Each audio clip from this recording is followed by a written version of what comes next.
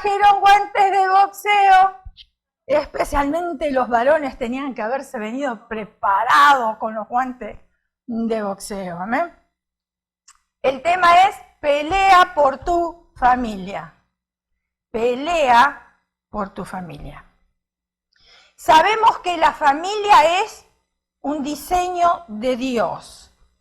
Es bendición de Dios.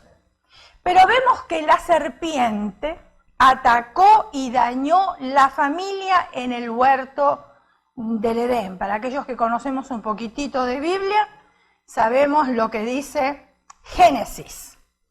Luego, solo una familia fue salva. ¿Quién fue? La familia de Noé. Luego, Faraón, estoy haciendo un poquitito de recuento para que usted se concentre ahora, porque yo sé que usted viene del trabajo, quizás viene afanado, quizás viene agitado, pero ahora descanse por un momento, dígale a su mente que se sujete, ¿verdad?, a su espíritu y a la voluntad de Dios, y entonces así volvemos otra vez a la Biblia y a recordar lo que yo les estoy mencionando. Luego Faraón dio una orden en Egipto para que todo niño mayor de 2 años que naciera en Belén y sus alrededores los mataran. Ustedes se acuerdan de todo esto. El diablo siempre procura destruir las familias.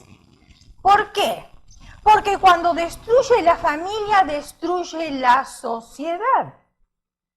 Aparte de destruir la familia, tiene un plan muy bien preparado para destruir a los niños. Y ustedes están viendo aún del Antiguo Testamento cómo los padres entregaban sus hijos a Moloch. ¿Sí se acuerdan, verdad? Destrucción de niños. Y a lo largo de la historia nosotros estamos viendo, y en estos días estamos viendo cómo el enemigo ha preparado sus planes para los jóvenes y para los niños. Y para la destrucción, por supuesto, de la familia en general. Pero la buena noticia es que Dios quiere salvar, restaurar y cumplir su plan con cada familia. Y eso es lo lindo. Entonces es fundamental una conciencia de la realidad familiar. Lot vivía sin discernimiento. Eso es algo que yo creo que tenemos que pedir. Discernimiento de espíritu. Para movernos en todas las áreas, hasta para comprar una casa, aunque usted no lo crea. Porque a lo mejor el barrio me gusta, el barrio es lindo, ¿verdad? Pero no me conviene ese vecindario, y lo vamos a ver con la palabra de Dios. Y eso es para que nosotros aprendamos, o sea, todo lo que nosotros podemos extraer de la palabra es aplicable al día de hoy, y es para aplicar a mi vida.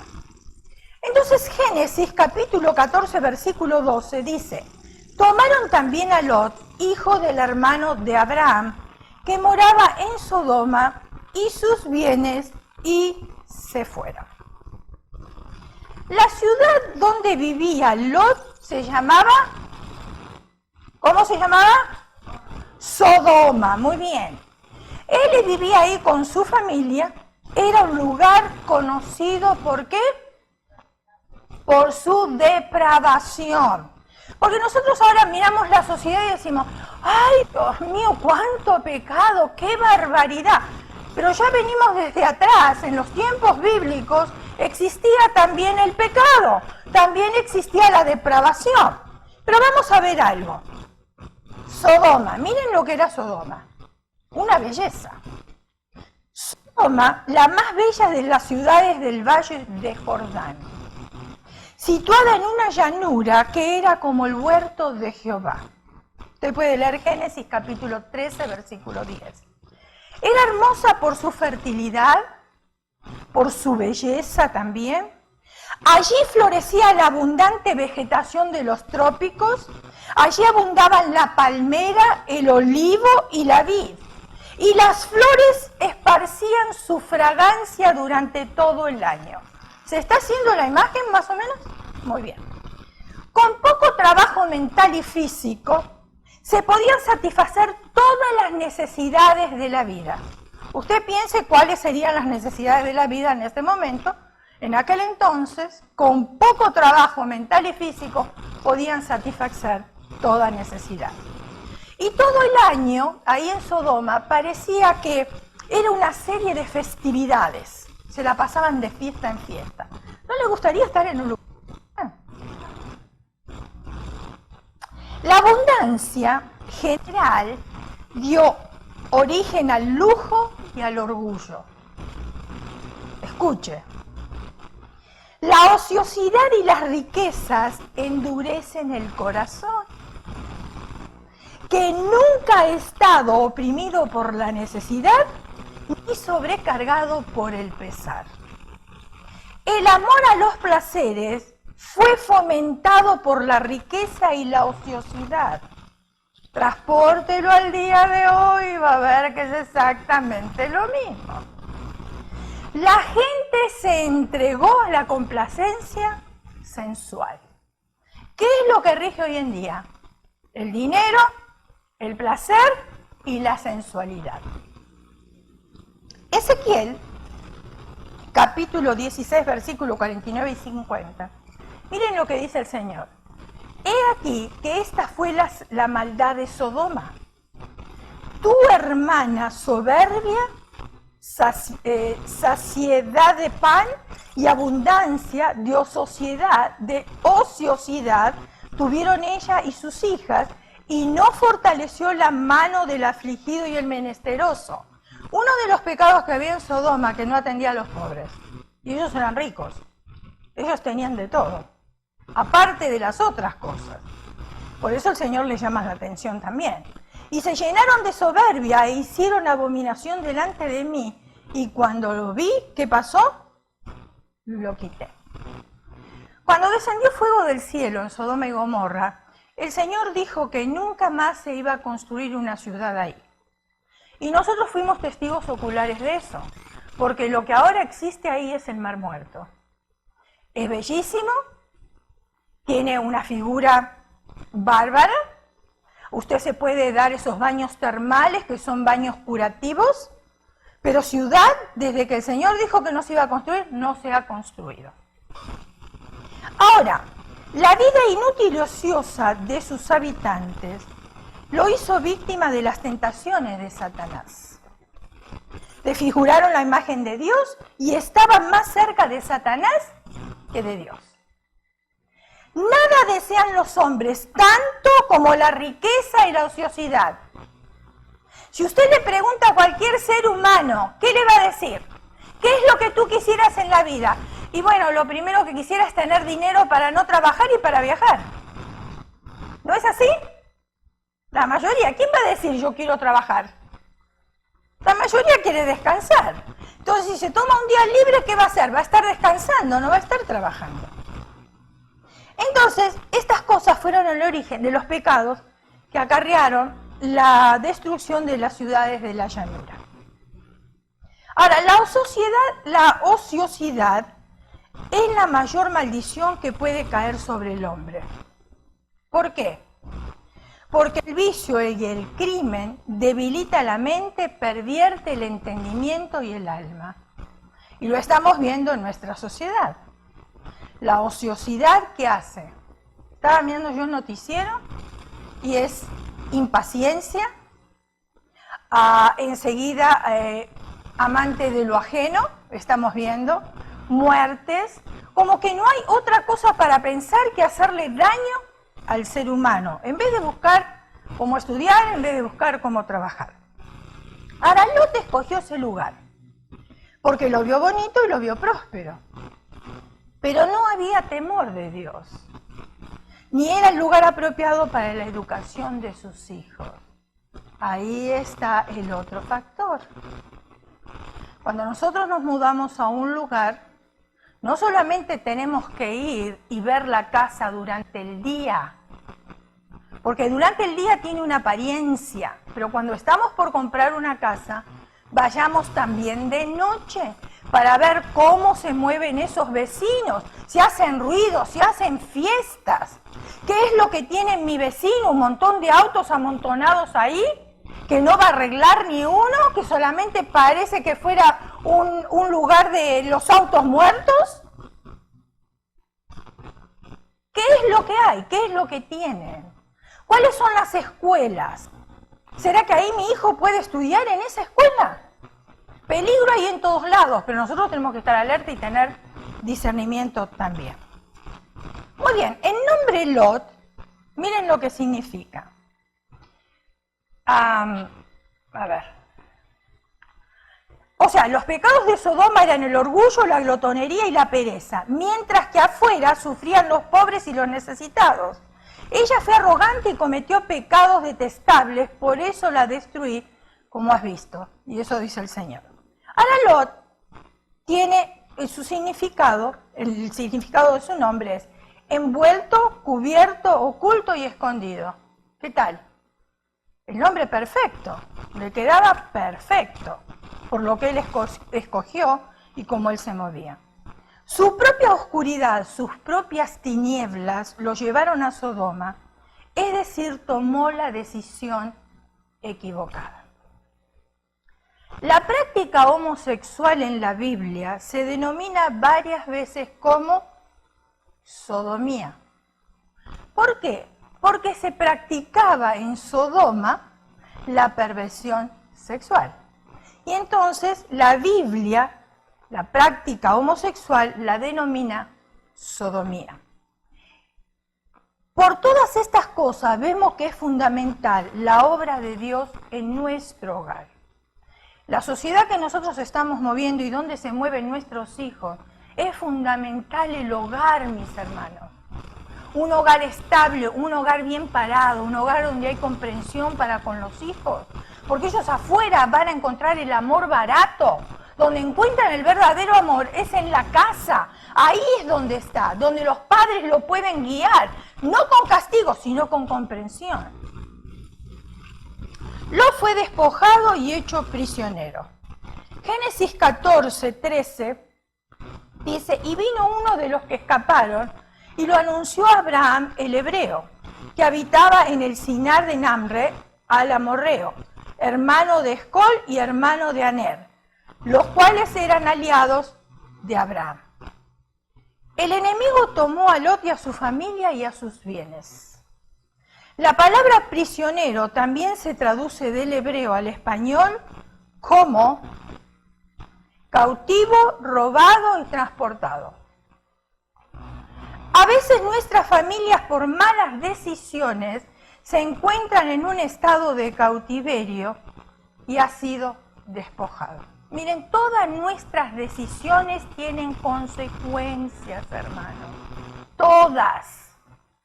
Si tomamos decisiones buenas, tienen consecuencias para bien. Pero si tomamos decisiones incorrectas, tienen consecuencias para mal. Justamente venía comentando con el pastor en el viaje aquí a la iglesia que tuve un llamado de una persona que nosotros conocemos, que no vive aquí, vive en otra ciudad. Y esta persona, o sea, ella, se divorció de su esposo a temprana edad. Ya tenía una niña. Parece que la niña no pudo soportar el divorcio de los padres. Se acostumbró a vivir con su mamá por mucho tiempo, pero como su mamá era joven, volvió a casarse. Cuando volvió a casarse, parece que a esta jovencita no le cayó muy bien, no quería al compañero de su madre. Era un buen hombre, trabajador, quería a la esposa y quería también a la hija de la esposa. Pero a veces nosotros reaccionamos, los hijos reaccionan de una manera totalmente diferente a la que los padres piensan. Ellos tienen otros sentimientos. ¿Por qué? Porque para mí, a lo mejor, ese hombre me conviene, me gusta, me siento bien, pero no necesariamente le cae bien a mis hijos. Ahora, cuando nosotros formamos otra pareja, yo tengo que también tener la opinión de mis hijos, porque si mis hijos son pequeños, van a estar viviendo en la casa y tiene que haber armonía ahí. Ahora, si mis hijos son grandes y ellos están fuera de la casa, la situación es totalmente diferente. Pero mientras los niños sean pequeños, tenemos que estar pensando en nuestros hijos, cómo van a aceptar a la nueva pareja, y tenemos que pensar también en la nueva pareja, cómo va a aceptar a nuestros hijos. Porque él se va a casar con un paquete. Y eso lo va a tener que entender. Bueno, la cuestión de que él, un buen hombre, todo funcionaba bien, pero la niña nunca verbalizó lo que realmente sentía. Entonces un día, mire lo que hizo. Ella agarró la plancha, escuche, y con el cordón de la plancha se pegó todo el cuerpo. ¿Qué le quedó? Marcas. Llamó a la policía y le dijo que su padrastro la había pegado. ¿Sabe dónde fue el padrastro? Preso. Perdió el trabajo, estuvo mucho tiempo sin trabajar. Estaban en la ruina hasta que la niña confesó que era una mentira, que ella misma se había pegado. Escuche eso. Mire la decisión que tomó esa niña, cómo afectó la vida de los que estaban alrededor. Por eso es importante las decisiones que nosotros tomamos en la vida. No termina ahí. El padrastro salió de la cárcel, comenzaron ellos otra vez a surgir, a trabajar, etcétera, etcétera. Pero ella conoce a un joven, queda embarazada y se hace un aborto sin comunicarle a los padres. Escuche, decisiones. Los padres nunca supieron, hasta que un día, después de varios años, ella se los confesó. Se puso de novio con otro muchacho, que según ella era hijo de pastor. La relación entre ellos no estuvo bien. Se divorciaron, terminaron divorciándose. Los padres de él no ayudaron mucho para que el matrimonio siguiera adelante, todo lo contrario, creo que le pusieron leña al fuego, usted entiende esa expresión, ¿no? Se divorciaron. La cuestión que ya tenían hijos. Uno de los hijos le nació con síndrome de Down. Escuche. ¿Cuántas decisiones tomadas en la vida? Y los jóvenes se creen que la vida es fácil. Y se creen que las cosas son pasajeras. Y me divierto hoy, me entretengo hoy, y después mañana, no importa. Y las consecuencias llegan.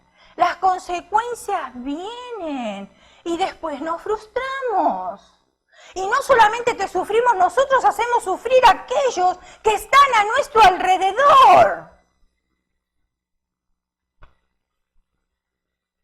La niña, al crecer, la joven al crecer maduró muchísimo. Creo que los golpes de la vida le enseñó de una manera dura. Maduró muchísimo y es una excelente madre. El problema es que ahora uno de sus hijos, y creo que debe ser esta niñita, está internada.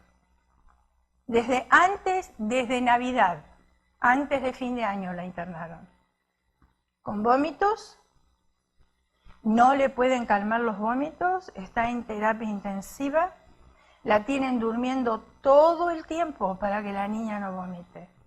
Ahora yo estaba diciéndole al pastor, todas las consecuencias que nosotros, las decisiones que nosotros tomamos en la vida, tienen sus consecuencias. Nos guste o no nos guste, tienen sus consecuencias. Aunque la relación entre Abraham y Lot no había terminado bien, Abraham no tenía ningún resentimiento con su sobrino. Génesis capítulo 13, versículos del 1 al 13, dice así: y vino uno de los que escaparon y lo anunció a Abraham, el hebreo que habitaba en el Sinar. Perdón, del 1 al 13, el otro. Ahí está. Subió pues Abraham de Egipto hacia el Negev, él y su mujer, con todo lo que tenía, y con él Lot. Y Abraham era riquísimo en ganado, en plata, en oro, y volvió por su jornada desde el Negev hacia Betel, hasta el lugar donde había estado antes su tienda en Betel y Ai, al lugar del altar que había hecho allí antes, e invocó allí Abraham el nombre de Jehová. También Lot, que andaba con Abraham, tenía ovejas, vacas y tiendas, y la tierra no era suficiente para que habitasen juntos, pues sus posesiones eran muchas, y no podían morar en un mismo lugar. Y hubo contienda entre los pastores del ganado de Abraham y los pastores del ganado de Lot. Y el cananeo y el fereceo habitaban entonces en la tierra. Versículo 8.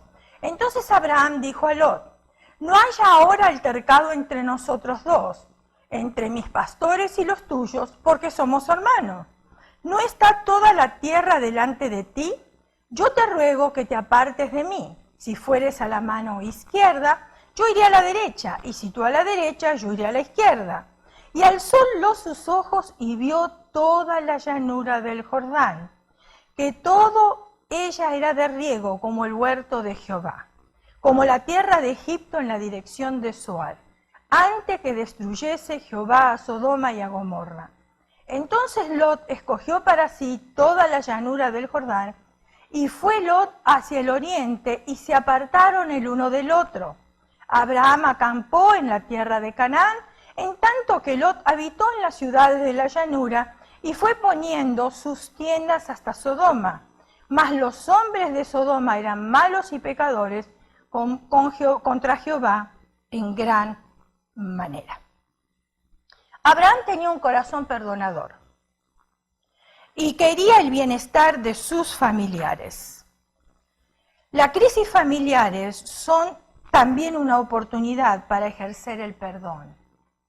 Muchas veces cuando nos encontramos en crisis, aprendemos nosotros a perdonar. Y aunque Abraham tenía 318 criados, ¡wow! Me podría prestar uno, ¿no? Diríamos nosotros, ¿para qué quería tanto? ¡Wow! Estaba muy bien, tranquilo y próspero. Él no fue indiferente a la situación de su sobrino. Quiere decir que a pesar de toda la riqueza que tenía, él no fue indiferente a Lot. El amor y la perseverancia conducen a la victoria.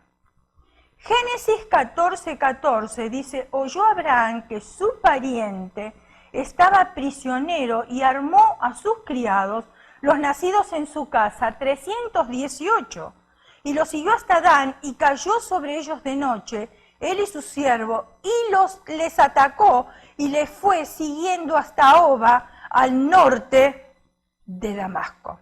Aunque Abraham no era un guerrero, él se armó de valor para salvar a su familia. Abraham moraba en el Sinar de Mamre y lo siguió hasta Dan, viaje de aproximadamente 200 kilómetros. Ahora, 200 kilómetros en auto se hacen rápido, pero en aquel entonces 200 kilómetros no se hacían de la misma manera que se hacen hoy. Entonces, allí los atacó, y es interesante que Dan significa juicio y Oba significa escondedero. Allí, en Dan, donde dice que significa juicio, allí Abraham estableció la victoria en Dios. Y después volvió a perseguirlos hasta Orba, que significa escondedero, y allí estaba escondiéndose del enemigo. Al norte de Damasco, de 160 kilómetros aproximadamente, Abraham batalló por su familia en varias ocasiones. No se desanimó ni descansó hasta rescatarlo. Esa es otra cosa, una enseñanza para mí también. ¿Por qué? Porque muchas veces nosotros nos acercamos delante de la presencia de Dios y le oramos al Señor, y le oramos una vez, y le oramos dos veces, y le oramos tres veces. A la tercera, como no vemos resultados, nos cansamos de orar por esa situación.